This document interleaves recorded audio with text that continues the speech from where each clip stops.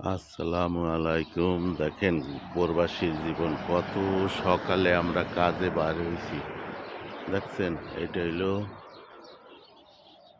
প্রবাসীর জীবন, এখনো সূর্যের কোনো দেখা নাই।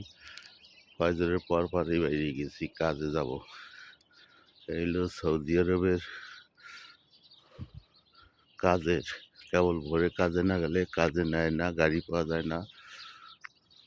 দেখছেন চতুর্দিকে এখন এখন কোনো পর্যন্ত কোনো আলোর দেখা নাই। তারপরে কাজ,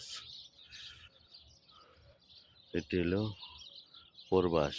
প্রবাসে হ্যাঁ